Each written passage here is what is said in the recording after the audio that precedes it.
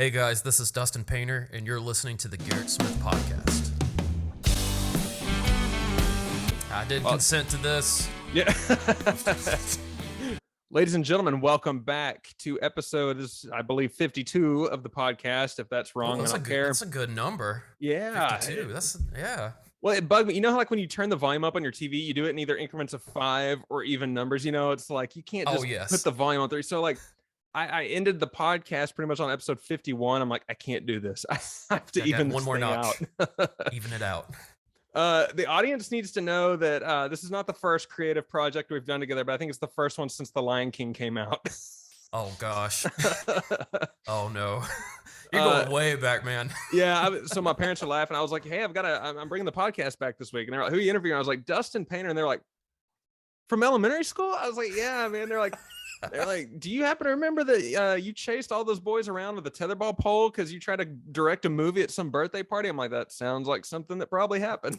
I have very faint memories of that. Like, you know, it's kind of like the screen is starting to, like, the projector's starting to go in my mind. It's like, oh yeah, I remember exactly what you're talking about now. Oh yeah.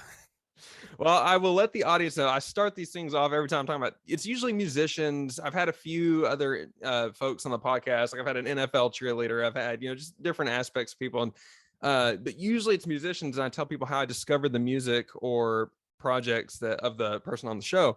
Right. And so I will let everyone know that Dustin and I actually went to elementary school together in North Carolina from like kindergarten through 3rd grade when I moved to Texas. That sounds about right. Yeah. Yeah, so it was 1997 when I moved, and it's so funny. I was on a podcast the other night of another guy who from Texas when I moved here from like early mid 90s. So I was like, I guess this is just the month of elementary school reunions on podcasts. There you go. Very good. Very good. And on that note, I was like on my way into my recording room, and I just remembered I found this in my closet the other day. It is the Johnston Christian Academy Lions hat. Oh, it was man, underneath all my other hats. I was like, what are the odds? Well, hey, I actually, when we were literally just back in town 2 weekends ago for my dad's birthday, and I was looking in my, my closet, as far as where my parents lived and where I grew up and everything, and I actually found some old photos that had like you and me and like Brooks and Brandon, and there was a couple other kids that they like, I hate that I can't remember their names, but there was a few of us, and we were like playing on like this jungle gym or some kind of like outdoor equipment. We had to have been in like kindergarten. I mean, we looked like tiny, and so it was kind of funny when you reached out to me about coming on to do the podcast and us finally getting a chance to do it. I literally was thinking about you because of the fact that I saw that like about a week and a half ago. So that's so cool. Yeah, you'll have to shoot one of those over to me. I'll put it on the screen here during this. But yeah, it's really cool. As much as I hate social media, I think the one thing I love about it is you can keep in touch with people you haven't seen in ages. Because that's true. I was telling my wife before this. I was like, yeah. So the guy I'm interviewing, I was like, yeah, I met him in the 90s. So, I don't think of that as 30 years ago. But it is, man. And I was like, well, I saw him back in like 2002 or something. I said, not that long ago. And I thought, well, that was 20 years ago. I don't even think of it that way. Yeah, 2002, I think, was when that was probably like my first year of high school. So there you go. It's still, a long time ago.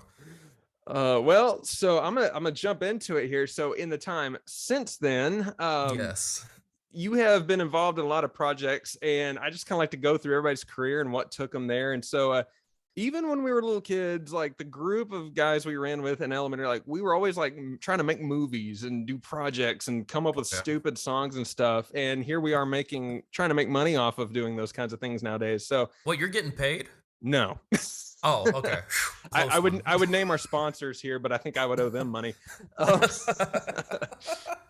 So kind of take us through all that. Like you've made a career in production, and you went to West Carolina University. And the reason I bring that up, other than your career, is because in October or November, my wife and I were visiting North Carolina. We went to a Hurricanes game and stuff, and it was kind of cool. We're driving from Clayton back out to Nashville, where my sister lives now, and I always remember that Carolina is a bigger state than it looks, but man, we were not halfway through the mountains, and I'm just like, come on. Like, I was like, I thought, I saw the sign for like West Carolina University. I was like, man, he went way out. It was, man. Yeah, anytime I had to go back home or go back after being home, it was like a 6.5 hour drive. So it was definitely it was quite a hike. Yeah. That is for sure. Yes. Well, yeah. So I mean, I'm trying to think of the best way to do a very concise breakdown of everything I've done because I don't want to bore your audience, and I'd love for them to stick around and keep listening. So I guess the best way I could start is that yeah, I went to Western Carolina. Initially, I was going to be a band director. Dodged a bullet there. That is a very difficult job. Oops. My So my I was. screen froze right when you said what you were gonna do, so it remains a Oh mystery. no! Okay. You have the capabilities to edit this later, Yes. right? To edit Yeah. it all together. Okay, It perfect. may be I'll start funny. all It'll over be again. funnier if I So leave it in though. yeah, that would actually be funny. The one time that we have like the audio production guy, it's like there's a technical glitch, right? Um, but yeah, no. So I went to Western Carolina for undergrad. I studied to initially be a band director, and that was I was like that close to being a band director because I thought that was the only thing you could do, at least in high school. It's like, well, I like music, so I will teach music. That's kind of that's kind of Yeah. what I thought there was. When I got to Western, I actually wound up seeing that they had this really beautiful recording studio. I was like, oh, you can do that? You can study that at school? That's a thing. And so I wound up adding on this second major called commercial electronic music. And while I was there, I started really getting interested in like record production and engineering and all that good stuff.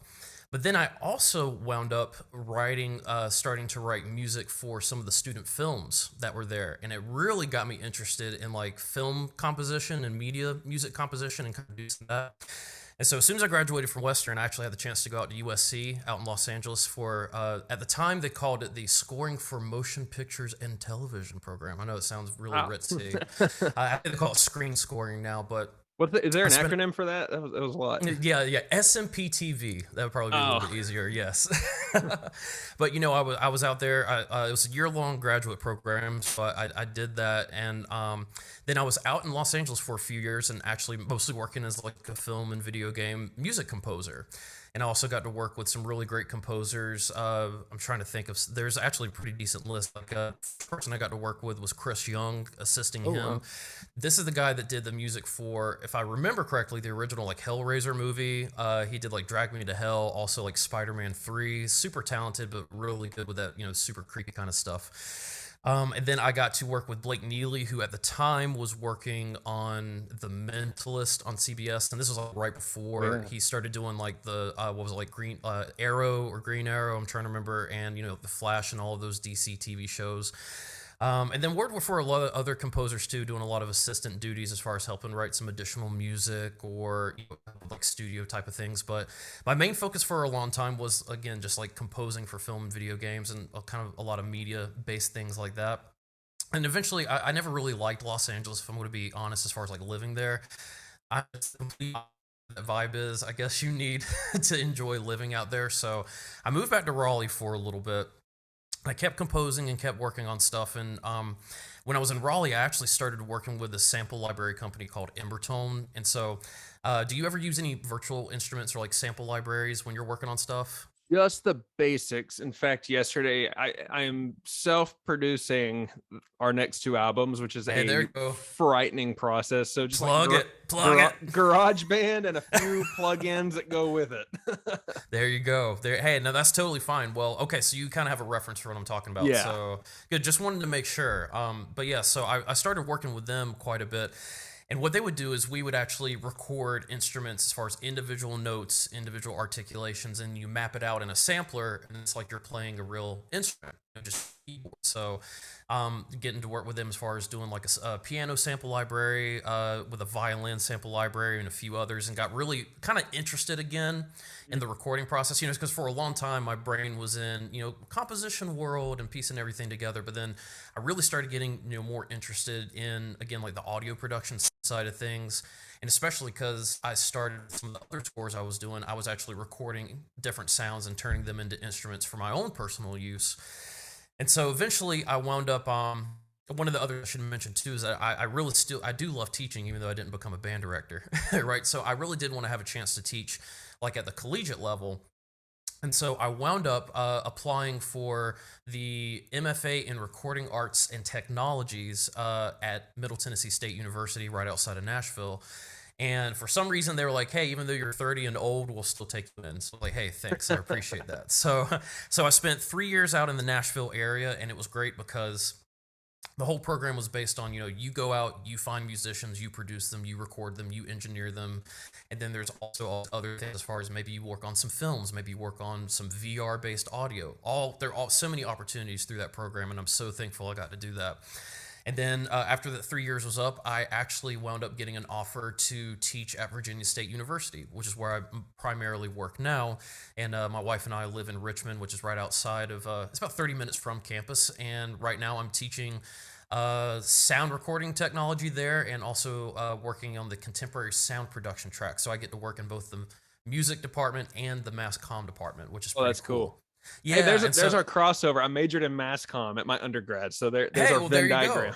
go. Very cool. Yeah, perfect, perfect. Yeah, so I'm actually technically a professor of mass communications, but we have a really cool program where for sound recording, as far as where like the music students and the mass comm students that are interested, they take the same like audio recording and audio production courses, but one is focused, if you want to be like an instrumentalist, you go to the music side. If you're more in the mass comm and like communication side, then you can be a student there. So it's kind of a cross-platform type of program that we have, which is really cool. And then yeah, and of course, like in addition to that, I'm still doing freelance, record production and mixing, and kind of getting back into the composition stuff now. And so yeah, still chasing all that stuff too.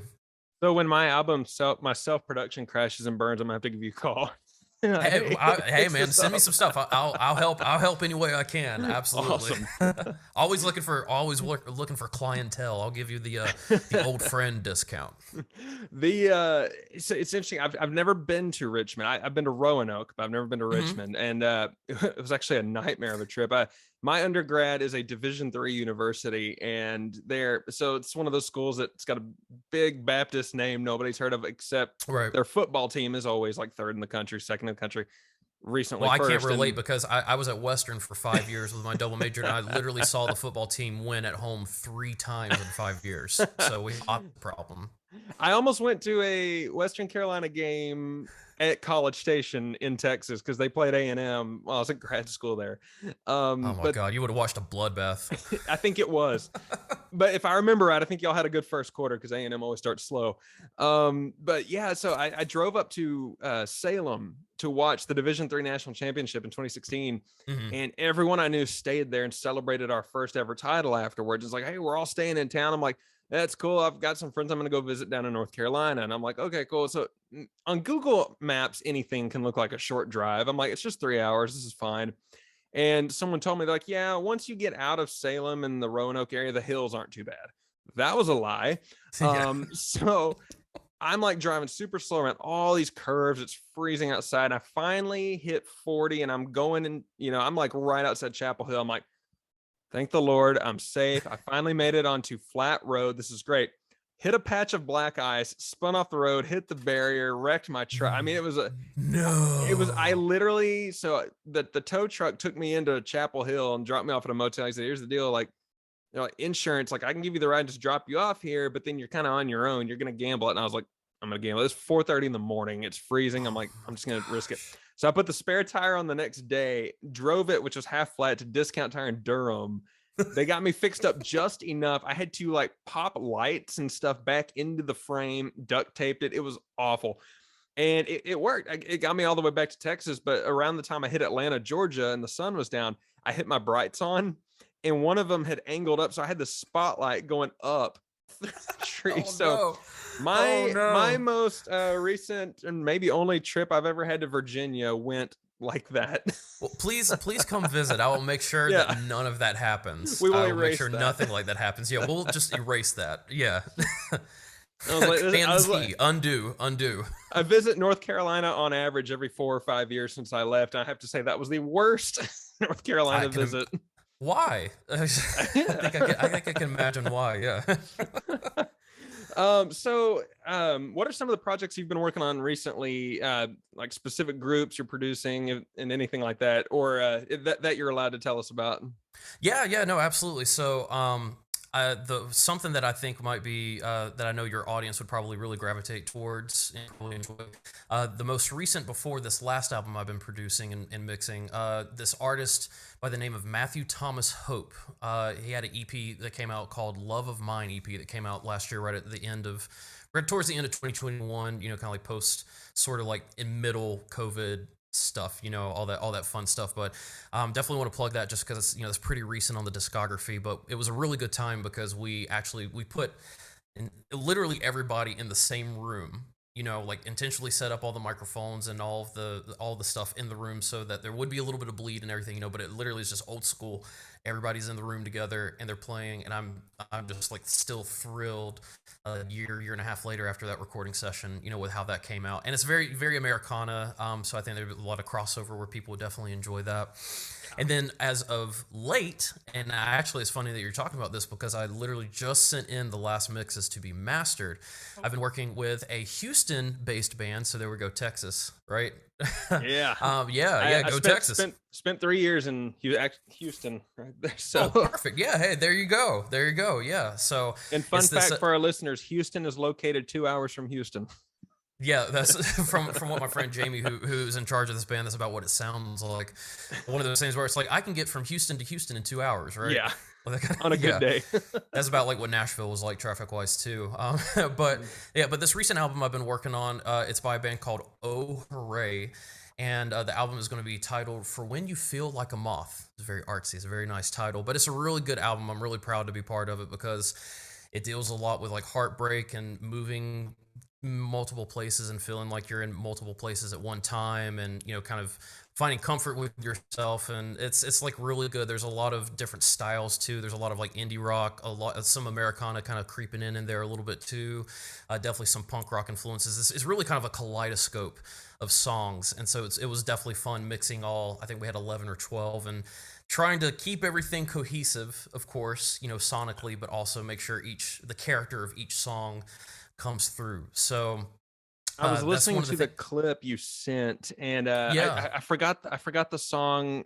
Something about closure. Yeah. And you know, what I heard was, I was like, okay, this sounds like the singing from Snow Patrol, but like singing a pirate drinking song. Like that was kind of what it sounded like. I could kind of see where you're going there with that for sure. Yeah. Do you happen to know the singer Connor Oberst by chance? Does that name sound familiar? I don't. But the way this podcast has gone, I'm sure I know somebody who does. Yeah. Okay. Good. Yeah. I think that's definitely like vocally, Jamie is very similar to that. There's been a couple times when my wife Caitlin and I have been in the car and next to him, and I'm like listening to the indie rock station, and one of his songs comes on, and then Caitlin looks at me. She's like, "Is that Jamie's band?" And I'm like, "No, not yet. We're hopefully someday." You're right, but you know, so there's definitely a big correlation. But I like the Snow Patrol thing, man. I haven't thought of Snow Patrol. Speaking about early 2000s, yeah, I haven't thought of them in a while. It's been a while. But yeah, so that's the main, as far as like I said, main album that I've been working on, and we've really been doing it for about a year and a half. I mean, we've been really digging in, trying to work hard on it, make it a unique listening experience. And in addition to mixing and doing some additional production, I also got some of the old film scoring-esque chops back out and did a lot of string arrangements for a lot of the songs and stuff too. So I definitely had a full plate, but really enjoyed it. Have you ever put like an orchestral type of composer together that would be like for a movie score without it being for a specific project, thinking, you know, this would be really cool for a movie, and you just like make it, or maybe save it for later? Hey, you know, that's a fair question, man, because there are a lot of composers. And, you know, what's actually kind of funny is I feel like some of the more financially successful composers I know kind of do this, as far as where they do write, you know, like film-based sounding tracks and then put them up on libraries or create their own kind of, you know, library that's just their name, and you go up and you buy a license to, you know, like a single-use license, maybe like I want to use this track on this project that's going to be on YouTube. And yeah, there are tons of people that make a really good living actually as composers, and they make exactly what you're talking about, so that, you know, directors and filmmakers can sit there and listen and be like, I really like this, and you know, then they pull it into their video editors and they can edit their video or their film, whatever it is, to the pre-made music. And so yeah, that's totally an avenue of film composition work. Super cool. I was, you know, I am, and anyone that follows me on social media has noticed, I am a diehard Guns N' Roses fan. And like, to the extent where I actually like the Chinese Democracy album, even though it was a whole different thing. Ooh, And a lot of people didn't like it. controversial opinion Yeah, alert. hot take.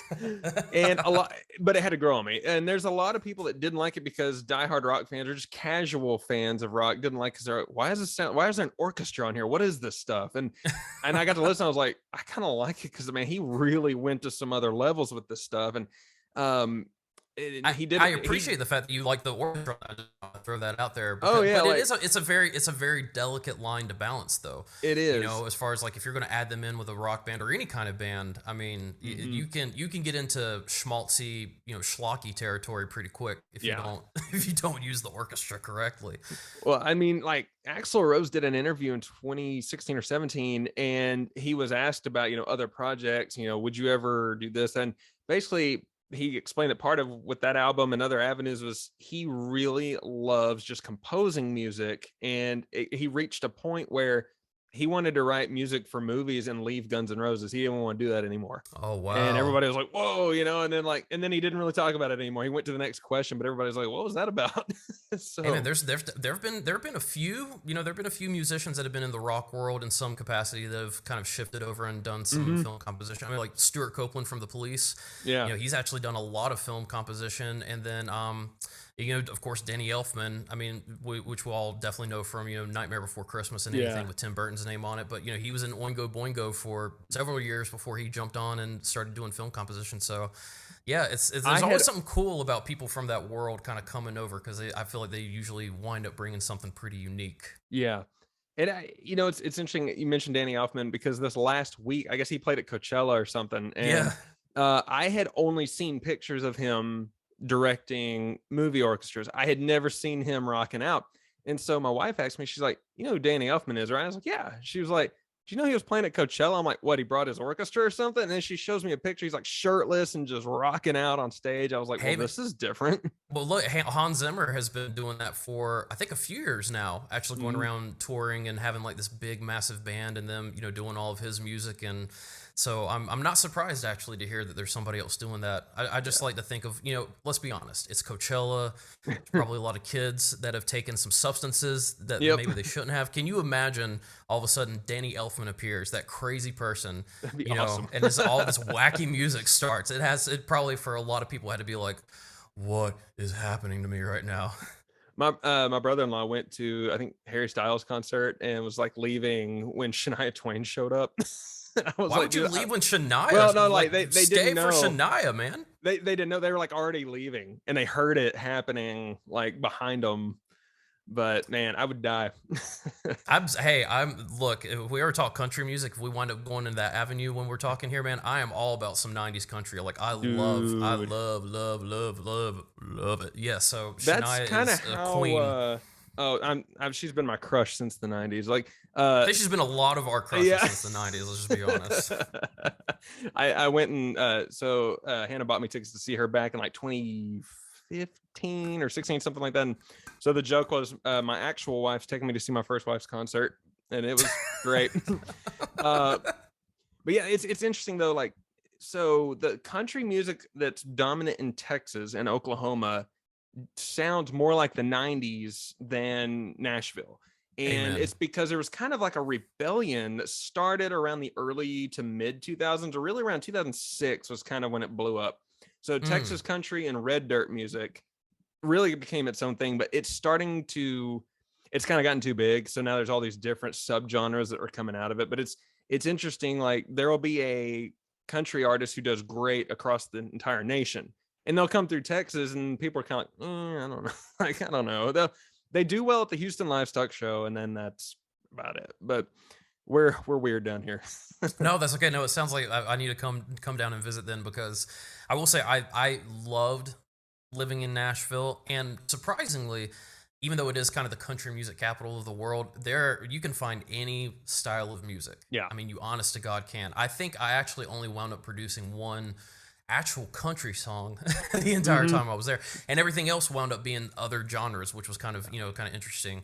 But yeah, as far as like the stuff that really is kind of spinning the wheels in Nashville, I guess we can say country music wise. I'm not exactly the biggest fan of I guess what we would call it, stadium country, bro country. Yeah, I just like, man, I try not to be any kind of music elitist. If there are people that enjoy Mhm. it, good for them, it's fine. But that is just not. No. No, that's just not for me. But whenever you see people like see like Sturgill Simpson, or you see like Chris Yeah. Stapleton, or like Margot Price, and sometimes I might even put like Jason Isbell a little bit in that Yeah. category close too. It's kind of like, okay, we still do have some really good country music happening in I saw Nashville. Just Sturgill open in Houston for Willie Nelson a few years ago, and it was awesome. You got a time machine? I would Yeah. love to go see that. That sounds great. What's funny is like Sturgill wasn't even on his game that day. Like he wasn't even playing that great, but it was still really cool. Yeah, and see, like I'll listen to hip hop like on occasion. I get in moods where I'll listen to stuff like Colt Ford and Jelly Roll and all that stuff, but those are like rappers who just are from the country. I mean, they're like legit. But Sure, sure. when I hear an over polished guy that's not a rapper with that twangy accent trying to rap, I'm like, nope. Did you ever see the Bo Burnham special where he was talking about that, about the way Yes, I country? did. Yeah, it's like a guy somebody who's never worked a day in their life telling you what it's like to work on a farm or something like that. It's so It's true. kind of true. It's sadly kind of true. Well, speaking of other genres, I mean, one thing, it was kind of a funny story we're going to touch on. So let's see, in 2009, I Ooh. was visiting North Carolina, and I was at lunch with who else was it? Brandon Owens and Mm. Brooks Westbrook at his dad's restaurant. Yeah, yeah. And I was kind of asking him where everybody is and what people are up to. And Brooks was like, I think Dustin is doing this thing where he sings like the guy from AC/DC. And we're Oh like, no, what is this? So, this is coming back to haunt me. Oh god. so what was that all about? Oh my gosh. Okay. All right, man. This is gonna lead. Whoever listens to this is gonna wind up finding this on YouTube, and this. Oh man, I feel the secondhand embarrassment for myself already. Okay, so of course, being the music person I was in the marching band at Western for all 5 years. Yay band, of course. But we were a large marching band. I'm talking like 400 to 500 Oh people wow. in the band. It's huge. Yes, absolutely gigantic. And one of the things that was really cool that we did, we always had a scaffolding that literally had like guitarists and a drum set, bass, synths, like a rock band on a scaffolding that would move on the field and would play along with the band. Like we had a big speaker array hooked up to it, and it was actually fun because the last year I was there, I actually got to run that for the marching band stuff, which was really cool. But with what you're talking about, the coach at the time had an idea to have the football team come out and like run out to the band playing Thunderstruck. And so what happened was we in the actual marching band show we had that year, that we were going to do a different AC/DC song. They were thinking about putting that as a feature, and just for fun, like at the time I went and auditioned. I am not a vocalist. I'm just going to throw that out there. I just want everybody to know that that's a really big important part of this. If you want your record to sound good, you do not want me to sing on it. I swear to God, I cannot sing to save my life, right? But I thought this would be fun just to impersonate the guy from AC/DC and do it or whatever, right? Well, they decided not to put that in the show, but sure enough, they called me in the office and they're like, all right, do you want to sing the intro to Thunderstruck for the football team to come out to at every home game? Now, granted, times, I distinctly remember this, like where I was trying to push myself, right? Because it's like, I was never really the most confident person. I was like, maybe I just need to get out there, do a little something, right? Just kind of get out of my comfort zone. And so sure enough, every Saturday morning that we had a football game, I would go out there and I was singing Thunderstruck by AC/DC with the band playing it, doing my best AC/DC impression, after drinking like 2 or 3 of those 5-hour energy shots, just to feel like, just amped up and ready to go. So that's what that happened. And if you look up on YouTube, you'll find it somewhere. There are several versions of it. So, I have got to find that. I'll just save you the trouble. I'll find it and send it to you later. Amazing.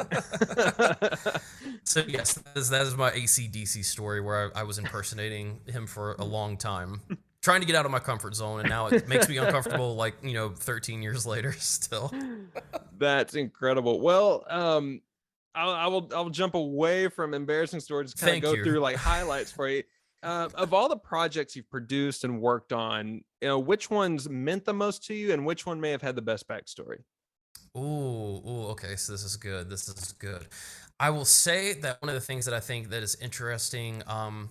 maybe from the film composition days. I think it's kind of a cool backstory. Hopefully, it will be. I hope people aren't bored by this. But we'll get into the film music world here for a second. So, one of the final. Well, I shouldn't say final because I certainly hope to work on another film at some point. But one of the final kind of like films that I worked on before I went to grad school was this documentary called Scotch: A Golden Dream. And it was really cool because it was actually an interview with one of the like biggest Scotch whiskey makers out in Scotland. Super cool. And what was great about it, and what I really enjoyed, was the fact that all the footage was literally shot, in Scotland, very much based there. But then I was composing the music and recording like string sections and stuff on top of it in Raleigh, North Carolina. And then the director and like the editing team, they were all in China actually at the time, because the director actually is an instructor, is a professor at a media production school in China. And so it was really kind of this like multi-national production that we got to do. And I just always thought that that was so cool. And it was also really cool because of the fact that we got to do the film mix actually at Skywalker Sound out in California. Oh, wow.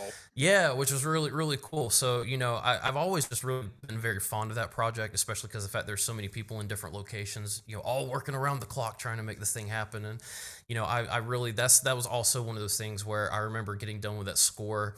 And I don't know how you are as a creative person, but sometimes I have to have distance after something is done, right? Like if it's done and then I listen to it, I'm like, well, this is the biggest pile of crap I've done so far, right? I have that kind of feeling. But that was that was really one of the first times where I remember listening back after it was done and legitimately being proud of like the work I was able to do on it. So, that project definitely means a lot to me from that. And then honestly, this most recent project that I was just talking about with Oh Hooray, I mean, that means a lot to me too, because Jamie has been the lead singer and main songwriter. He's been a very close friend of mine for several years. Like we met before he even got to Western, because he's about 2-3 years younger than me. So it was kind of like when I was graduating, he was getting ready to leave.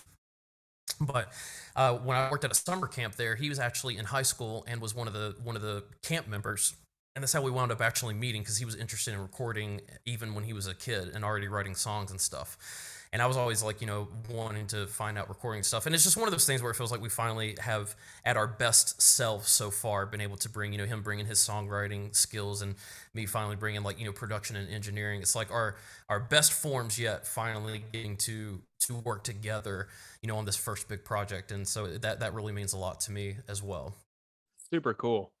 Like it's almost mind blowing, because it's like, you think of like group projects and school and work and stuff. It's like you can't get 5 people in the same room to make a project happen, and yet you can put something together great like that from all around the world. Right? Yeah, Raleigh and California and Scotland and all these places. That's so super cool. Yeah, that was that. I still think like I said, think very fondly of that, and still get texts sometimes from musicians that were, say they're like, oh, I love your little like notation jokes and stuff. Like I would put in, like on a score, like you write out kind of like what the mood is supposed to be. And so I'd write, just really snarky remarks on the sheet music, like play this like every score that Thomas Newman has ever written, or something like that, just to add some brevity to the situation, of course. But yeah, it's sometimes that stuff ends up being in there. I have a song called Rodeo. So when I was very first producing music, well, I wasn't producing. I was just like naive, walked in, wanted to record some stuff. The guy that was producing it, a guy named Johnny Phillip, he had this joke every time we do a song. He's like, is this where the organ solo is going to go? Where's the pipe organ solo? And he would just joke. It was like country music. Well, then we're sitting there recording this song called Rodeo. And he kind of pauses and he says, okay, hear me out. Not even kidding. I'm actually going to try an organ solo on this song. He did one take. We kept it. Like it sounded great. Like it's the coolest part of the song to this day. And so, I mean, I love it when random things like that work out. It's always just kind of like, well, that's a nice surprise. This intermission brought to you by the free version of Zoom. My Garrett Smith being a cheap musician. All right. That's fine, man. No, I wouldn't pay for Zoom Premium if I didn't have to either. So no, it's so easy to just take a minute to log back in. It's kind of funny. Like, that's why we're doing our album this way, is because it's like, I've spent money. I've gone to the studios and they do great, but I'm kind of like, I've been practicing for a couple of years to get it towards like, okay, I have finally figured it out. And a buddy of mine, I won't out him because I don't think people know he self-produced it. He put out an album that sounded pretty good. It sounded like his other stuff. And he told me, like, dude, I did the whole thing myself. Drums, guitar, everything. I was like, it's pretty good. My only problem is I can't play guitar. So I can do the drums, the bass, the piano, the orchestra, everything, but I have to get somebody else to play.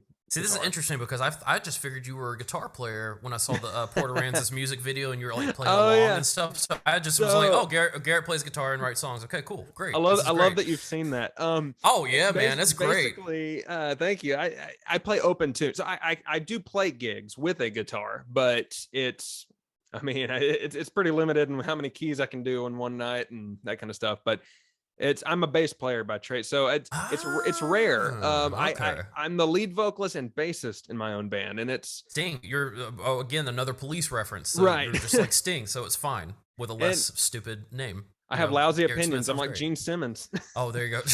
So it's funny, and I was joke with my wife. I tell her when I'm traveling somewhere, I'm like, well, it's just like, all right, don't let the ladies be, going after you singing in that microphone. I'm like, it's okay. I'm also the bass player. Nobody goes for the bass player.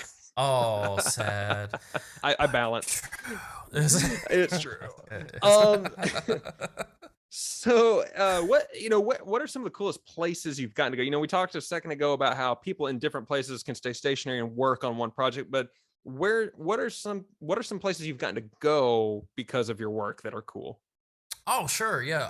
I will say, I think one of the coolest places, especially from like a production and like audio engineering standpoint, there used to be, unfortunately, rest in peace, this very large studio in Music Road called the Tracking Room, and I actually got to work in there a few times, which was really cool.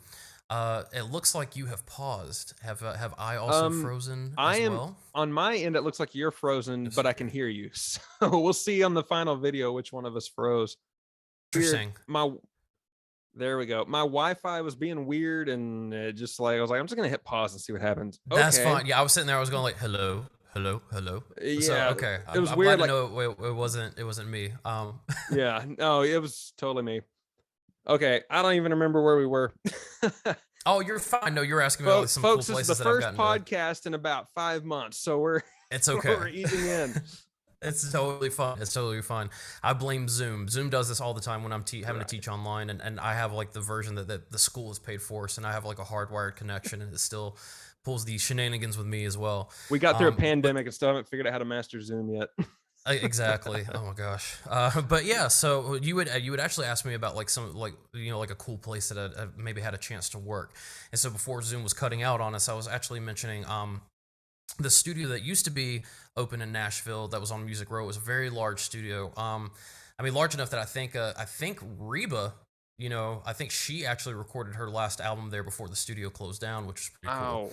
It was called the Tracking Room, and I got to work there and do some work there, which was super cool because I felt like I was in like a piece of like Nashville history. It was a studio that had been built in the early '90s, but it was just, gigantic, beautiful live room. They had this wall that they called like the room. That's what they always called it, and it literally had a bunch of stone on the wall, and it was like a recording like echo chamber and like reverb chamber that's kind of like built into the room. So a lot of times people would put the drums in this massive live room, but then you open the door and have this very slappy, huge chamber sound that you'd also get with the drums. It was such a beautiful studio. I had this, I think if I remember correctly, 96 channel SSL 9000 J, like, all the real deal, man. That was such a huge, really, really cool experience.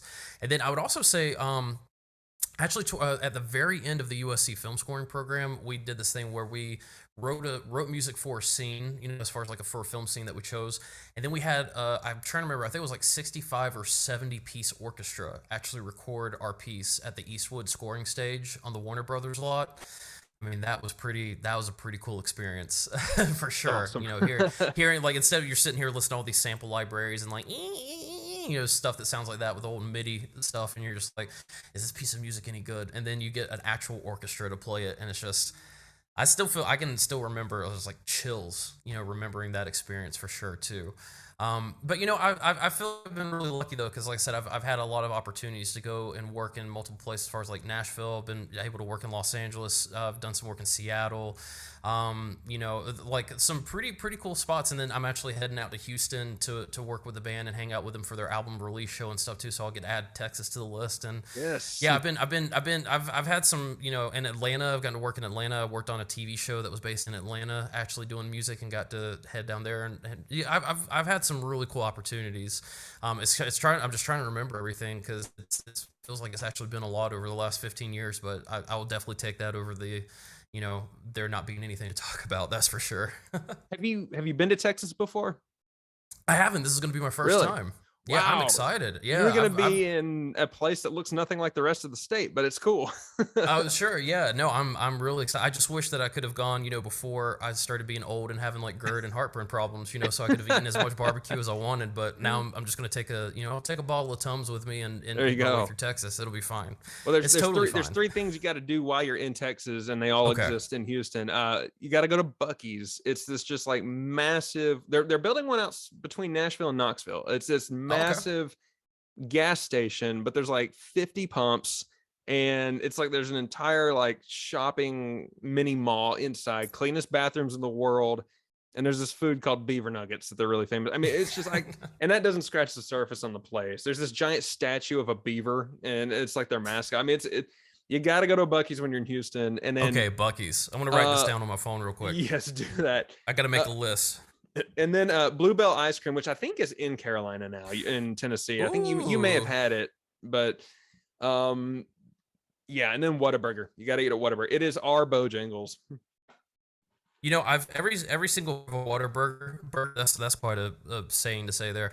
But every picture of one of those burgers I've seen, I'm always like, that looks really good. Because It's I'll tell amazing. you, I'm just gonna say something controversial. Do it. But I didn't like living in California, so I don't really care. In-N-Out is highly overrated.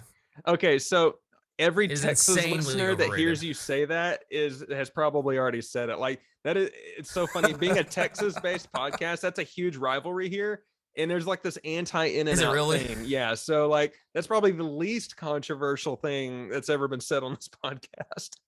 Perfect. Okay, great. All right, perfect. Yes, I remember everybody making such a big deal about it, and then I got out there and I was just kind of like, okay, Yeah. you know, I don't know. It's yeah, I will say I like what In-N-Out's prices more than Whataburger, but you get what you pay for. that's true. Well, is the burger? Is it actually like pretty thick? Because that's another thing. It With is. yeah, I like the hardly. In-N-Out burger is like that thin. You know, like every time I got one, it felt like it was, you know, like Big Mac patty Yeah. thickness. You know, it's kind of like, what It's really? So it's pretty thick, and of course I hardly ever get the burger. I get, there's this thing called the all-time favorites menu, and it's like the oh, honey barbecue chicken strip sandwich, the A1 thick and hearty, which is called thick and hearty attack burger. I mean, there's just like, they have a ton of stuff, and it takes several trips to really experience the whole thing. Which well, I think we're gonna be there for 4 or 5 days. So I'll make oh, sure there you to go. eat there once a day somehow and try all those menu items for sure. Well, someone who likes to produce music, at some point you got to go to Austin, Texas, at some point too. I You know. won't have time while you're here, but It's it's trust me, fun. it's on the list because I feel like every time I hear something that comes out of Austin, I'm like, yeah, that would be a fun place. Yeah. It's There's an always something good insane coming out. place. Like all the Florida man stories and California stories that you hear in the news combined and stuck in the middle of Texas. It's Austin, but Okay, all right. it is a cool place, and beautiful hills, lakes, all that stuff. So if you ever do get to make an Austin trip, let me know, because I live an hour north of there. So it's Perfect. Okay, yeah. yeah, I'm sure at some point we will, honestly, because that's yeah. we've frequently talked about how we wanted to visit Texas, and this was like, you know, as far as getting to do this album release show with the band, Mhm. this is really our first opportunity where it's like, okay, well, this is a good reason for us to buy plane tickets to go out there, right? Yeah. But we really do want to go visit Austin because we've just heard so many good things about it, and like I said, every time I've heard any music that comes out of there, it just seems, you know, like perfect. Like, are you by chance are you a fan of the band Spoon? I know of them. I don't know Okay. enough to be like, yeah, I'm totally a fan, but like, yeah, I If know of them. because if I'm correct, I think they're based out of Austin, but they are really cool, man. So go listen to their last album that they just put out. I think you probably enjoy it, like especially if you like just like a good like rock and roll record, Mhm. because that's really what they said they were trying to do, and it's fantastic. You know, just like again, and when I was listening, I was like, Yep, Texas is great. But I mean, you guys have birthed a lot of the best musicians. Like, I will say that I play guitar, but I cannot play guitar like Stevie Ray Vaughan, who is Oh my yeah. absolute favorite guitar player of all time. And he's like the reason that I think I got a Strat when I was a kid, and he's also the reason I never pick it up anymore because my brain tries to go there, but my brain's not built that way. So, but They have an entire they're like there's a statue of him in downtown Austin. I've walked by it. It's great. But it's man, yeah, they have it's I mean they call it live music capital of Texas for a reason. I mean there's so much cool stuff there even outside of the music. So it's yeah, let me know. We're on Interstate 35 and we are halfway roughly between Waco and Austin, and so we're kind of in the okay. most central spot. I mean, nobody can visit all of Texas in one trip. It's virtually impossible, but to That's get the pretty real nice. You guys are, core of you're it, halfway between the cool music capital of Texas and the Chip and Joanna Gaines, right? Chip and Joanna and Magnolia, other the things that the have happened Magnolia there. Empire, yeah. Yeah, after the TV show Waco came out, I was like, let's drive out there and see where all that stuff happened, and we did, and it was really creepy. But it was You know what's funny? yeah, I had this probably says more about me than it should, but I actually had never heard about that incident really. that you're talking about that happened in Waco until after seeing that HGTV show that my mom would watch sometimes. Like, that's really nice how they renovate that. My parents were like, "Oh man, Waco, there was some really bad stuff that went down." I'm like, "What are you talking about?" And when I watched that show on Netflix you're talking about, I was like, "You what?" It's one Yeah, of those things you're just like, nobody could write that no, and because it's a true it had to story. be Yeah, so wild that it had to happen in real life, of I course. I vaguely remember it happened. Now we were actually in North Carolina when it happened. Mm, But I vaguely I didn't know what it was. I just remember the images on TV. It was one of those things. Like right. didn't comprehend what was going on. But yeah, it Yeah. was it's great. Some of the stuff on the show, like the bus that they get caught in, the bus is still there and it is still halfway buried in the ground. Like they left it there. And I mean, that was Nice. weird to walk up on. Needless to say, we didn't stay very long, but I yeah, couldn't so imagine. we're So yeah. so we're halfway from Austin to Waco, and we're also halfway from San Antonio to Dallas and Fort Worth. So I mean, like all the big cities, we're kind of halfway between the two. Yeah, very I cool. will say, don't go to the beach while you're in Houston because the beach that's at Houston, Uh-oh. when you grow up in North Carolina, no, Houston's beach is not it. But Really? we have nice beaches, but they're way down by Mexico, like they're Corpus Christi and that whole area. So See, it's yeah. I figured even like down by Houston, like figured like the beaches everywhere in Texas would be fair game, being down by the Gulf and stuff. And so with Galveston is the one by Houston, and it's everything's so industrial down there that the water's just like mud, and it's Well, like mud. I hate to tell you this, but my wife has already planned a trip for us to meet one of her friends that she met down there, so we will Oh actually no! be down there. Well, it's fun. I will say it's fun. Just don't That's good. judge our beach by Galveston. It's okay. It's okay. I'm judge free. I'm a fan of any beach. Any beach will be fine. When we're off air, I'm gonna send you a video. I don't know if you've ever seen the movie Bernie, but there's a line in that movie that describes visiting Texas for the whole state for visitors, and just Is that the hilariously movie with true. Jack Black? Yeah, I feel like I've yeah. scrolled by it on Netflix a few times, but I've never had a chance to be like, I'm gonna watch this tonight. I think I know what you're talking about. That's another one that's a true story. Only so Jack Black, Matthew McConaughey, and a couple other people act the story, but they're the only actors. Everyone else in that movie is a real citizen of the town that was there when the story happened. And so they Oh actually wow. interview all these real people in between the scenes. And it's hilarious. But Oh, that's okay. I'm excited then. That sounds great. yeah, I'll send you the clip. Okay. So for anyone watching this who wants to like sample the work you've done over the years and see projects that are coming up, where can they follow you and follow your work? I would say honestly the best bet would probably be to follow me on Instagram, and it's literally just Dustin Painter Sound. All That's together as one word. I do have a website, but it has been under reconstruction for several months now. But that's kind of what happens when you start teaching. My brain is kind of tunnel vision. It's just like got to get through the semester. All right, I got to grade these papers and stuff. So that's definitely going to update during the summer. But as far as my Instagram account is usually where I'm posting like things that I'm working on. I have one of those link trees in my bio where you can go and kind of find all the categories of stuff and see everything that I've sort of worked on. And I'm always just posting up stories showing like, hey, we're kind of working on this today, and like making it feel like you're kind of coming along for the ride as I'm like mixing or producing or working on stuff. So Dustin Painter Sound on Instagram, that's your best bet. Awesome. Well, obviously, the interstate I mentioned we live off of, it's been under Yeah. construction for years too, so it's all right. Okay, there we go. And it still gets traffic, so you can too. I'm Uh, pretty sure I'm pretty sure my website. I know it says new website coming soon, and then it still says Nashville, Tennessee. It's like not quite. It's Richmond. I got to update it. At least update that part to say Richmond, Virginia. I guess. soon is a relative term. Yeah, exactly. So I always close these things out with like a big three questions, and one Ooh. is if you could collaborate with or produce anyone out there, who would it be?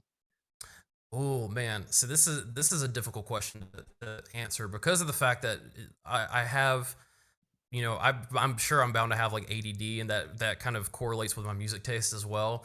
So the answer I should say would be different depending on whichever day you ask me. But for today, I would probably vote Jack White of the White Ooh, Stripes yeah. fame. And the reason I say that is because I was just listening to his most recent album that he just put out, and I've always just been a fan of his because he goes for whatever he wants to do with gusto. I don't think I'd want to collaborate. I think it's more like I just want to be like a fly on the wall and watch him work. And it's also cool because of the fact that he's really trying to push for opening a new vinyl pressing plants and really bringing some jobs that way. And I just think it's so cool that he's kind of he's just got that vibe of like, I want to bring this analog listening experience where, you can't sit there and skip and, you can really take your time and listen to things. And he's also got some really cool production techniques. It's always interesting because like for a long time he was kind of like Pro Tools, no, that's like the devil and everything, right? And he recorded a lot of stuff analog.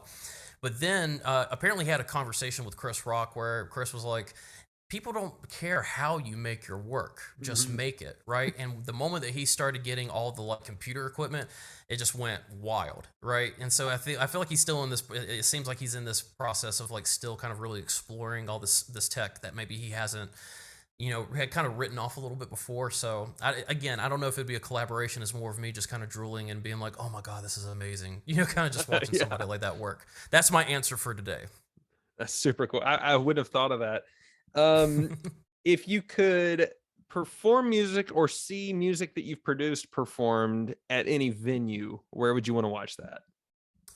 I have a couple of answers. All right, as far as like, I will say that if I ever saw or got to perform, and when I say perform, for me, again, I'm much more of a behind the scenes guy. So if you just give me a tambourine, behind the spotlight, where you don't even see me on the spotlight, or let me have my guitar, but don't plug it in, whatever. I don't care. If I always, I always thought it's just so cool for a lot of artists. I feel like when they make it to where they're the musical guest on Saturday Night Live, that always just seems like such a big step for people. Yeah. To me, and I just always feel like something like that would be really cool, and especially if I ever saw something that I worked on, or if I was involved like with a band or something, getting to do that, I think that would be one of those moments of like, oh yeah, this is happening, right? It's like I've done something. It would go better than Ashley Simpson, I'm sure. Hey, I saw that. I remember seeing that happen live. I still have secondhand embarrassment for her. I remember watching that and just being like, did that really just happen? Yeah. My band played the wrong song. No, you can't sing. They started the wrong CD track. And the other place that I would say that I hate that I haven't ever had a chance to go, but Red Rocks out in Colorado. I was about to make a joke. I was going to say, your answers are different because all these Texas artists, and they always say Red Rocks and Green Hall. You're going to be the first that hasn't. No, man. I mean, it's like I've got so many recordings and stuff from different artists that have gone out and done like shows at Red Rocks and stuff. And every time you see it on Instagram, it just looks gorgeous. And it's supposed to sound, absolutely incredible. I will say one of the coolest venues I at least ever did get to go see. Hopefully people won't judge me too hard for this, but I did used to be a very diehard Dave Matthews Band fan. I was a very big D&B fan, and kind of their whole like the mecca of where you could see them is the Gorge out in Washington State. Oh yeah. And when I was in Los Angeles, I did actually take a road trip up there and got to see the band actually at the Gorge, and that was the most gorgeous venue of anything I've ever seen in my entire life. Like I would go watch musicians. Like I'd go watch Bro Country out in the Gorge just to hang out there. All right, so that's but for now we'll stick with the answers of Saturday Night Live and Red Rocks. That's super cool. Yeah, I really thought you were gonna say just performing AC/DC covers for the Super Bowl, but I was no, wrong. thank you. No, that's okay. No, I'm good. And so I guess my big finale one would be, what is the funniest or craziest story you can tell from your career so far? Okay, okay, hold on a second. Actually I got a good story. Now, this is more of this didn't happen to me, but it happened to somebody that meant a lot to me. So hopefully this will still count. Okay. When I was at USC, I had the very distinct honor, and I say that wholeheartedly, with getting to study privately with this composer named Jack Smalley. He actually just passed away a couple of years ago at the age of like 98 or 99. I mean, he's been around, and even through that age, he was still taking the bus and like the public transportation down from like, I think he was living up in like Studio City all the way down to USC still to work with students. He just had a heart of gold. I loved him to death. But for a while, when he was younger, he was the composer's assistant for I think the way I need to pronounce this is the very, way, Basil Palladorus. I know I don't want to be like Basil Palladorus, but that's his name is Basil, I believe. But this is the composer, in case if anybody's wondering, like, who are you talking about? He did the music for like Conan the Barbarian, Starship Troopers, RoboCop, like pretty large career, right? Now, I don't remember which director they were working with, but Jack was in on a spotting session with him. And when we say spotting, we're talking about this is where they watch the film without music and they try to figure out, do we put music here? If we do put music here, what are the like adjectives? How would we describe this music? If you're a film composer, there's not really a lot of musical speak. You're really kind of speaking film, speaking in, almost poetry sometimes. And so here's a key point right here. So they got to this really difficult scene trying to figure out what to do. And the director looks at, Basil is like, Basil, what are we going to do? Basil looks at him and says, I think what the music needs to be, it needs to be like a translucent curtain that we slowly pull back. And the director's like, oh, wow, yeah, I think you're right. That sounds good. Basil and Jack get into the car, and Jack asks him, what did you mean by a translucent curtain that we pull back? And Basil looked at him and said, hell if I know, but we better figure it out. Definitely sounds like something I'd pull out of nowhere. Right, exactly. But I always love that because it's like it really kind of reminds you, though, as far as a creative person, anything that you do, like you have to make sure that you maintain the trust that people have put in you to do the job that they have asked you to do, right? And sometimes if that's what you got to do, something like that, so that people don't lose confidence in what you do, but I've just always loved that story. So, I mean, like I said, not me, didn't happen directly to me, somebody that meant a lot to me. So hopefully that'll count. Hey man, that works. That's funny. Okay, perfect. Dustin, I am glad we got to do this finally. Like, I don't know if we were recording yet or not when he said this at the beginning, but it's like we've been wanting to do this for a long time. So yes, glad we were able to do this. I'm glad we've been able to stay in contact all these years too. I find that really cool. And absolutely. I remember watching you starting to do, your music and stuff. And like I said, as somebody who, again, much more enjoys being kind of behind the scenes, I was like, I love the fact that you are like, I'm an artist. I would write these songs. You write some great stuff, man. And I love the fact that you're out there and you're performing and trying to make stuff happen. And I appreciate that and really admire that about you. And I remember thinking it was so cool because it's like, I definitely remember all those things of us like making like movies and stuff like that together. But, it's just always cool when you see somebody that for a long time is, I guess I say this as somebody who is kind of, technically I'm a professor, right? So I love whenever I see people getting to create. You know what I mean? Like, because it's like, when I found how to be creative, that's really kind of opened up my personality and kind of let me be who I am. And anytime I see anybody else get to do that, it makes me happy. And so it was always really good to see you being able to do that too, and root for you from, far away, not in Texas, but I've always been rooting for you wherever I've been. So it's good for us to finally get a chance to actually talk to each other here like this. I've really enjoyed it. Me too, and I appreciate it. And hey, when you do make a Texas trip, maybe not the Houston trip, but when you make another one, let me know. So we got a guest room. So absolutely. Oh, thank you, man. I appreciate it. If you ever find yourself in Richmond, your truck will maintain its integrity, and we'll have a lot more fun than your. I'll go when it's not the winter. Okay, there we go. Yeah, sounds like a good plan. Awesome. Well, Dustin, you take care, man. Thanks, man. You too. Good talking to you. You too.